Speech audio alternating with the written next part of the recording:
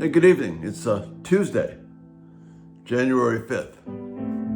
The election's happening. But we've got something better to talk about than that right now. I'm going to finish up this little section on Abraham and this promise, Abram, and this promise given to him. Remember, God has promised him these great things. He's going to have blessing after blessing.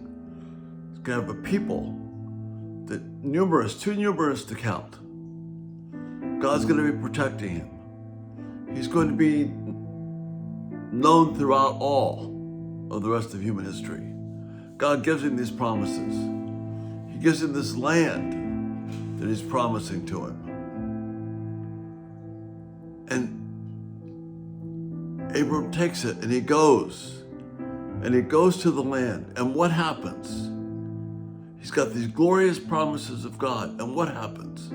As I mentioned earlier today, there's giant warriors that are living there.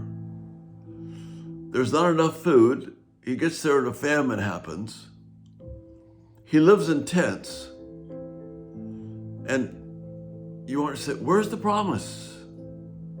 Where are the goods? Where's the payoff for taking this journey, leaving his home, leaving his family, denying everything that was important to him? There's a certain drama going on. What is it about Abraham? You see, Abraham is mentioned in the Bible as a man of faith. And Hebrews refers to him that way. By faith, when called to go to a place he would later receive an inheritance, obeyed and went, even though he did not know where he was going. By faith, he made his home in the promised land like a stranger in a foreign country. He lived in tents, as did Isaac and Jacob, where they were heirs with him of that same promise. But listen to this, for he was looking forward to the city with foundations, whose architect and builder is God. That's faith.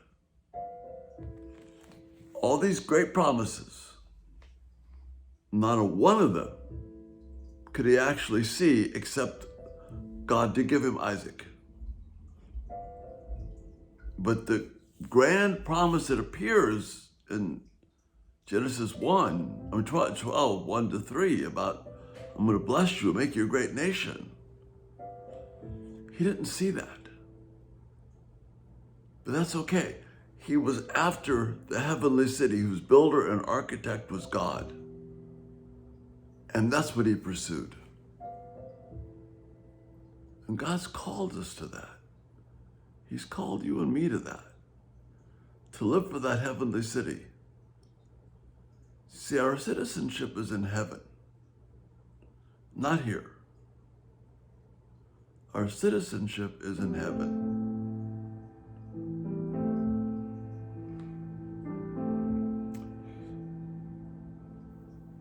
May we live that way. If this man, 4,000 years ago, could model faith for us and believe the promises of God and that God would make them real, even though he didn't get to realize most of them. And we have a whole Bible on top of that. And we have the rich relationship of a relationship with Jesus Christ to encourage us. And a Bible. All Abram had was a few words of God spoken to him that weren't written down. But he had faith. Well, we have the words of God recorded for us in this book. We have this relationship with Christ. We have the promise that the life to come is real.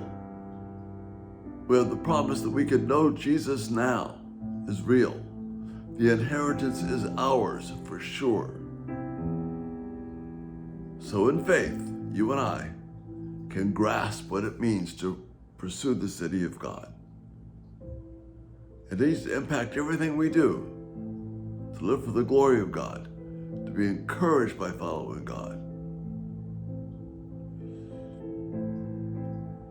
We can be thankful in all things. We can be certain of our faith. We don't have to look at the tragic mess of this world to define us or to define God's promises. Rather, we can see the city of God, whose architect and builder is God, has prepared a place for us that is certain, and we can know that peace now. And that's the faith of Abraham. That's the joy of this ride that we're on, a beautiful ride of faith. And I pray that we can embrace it together.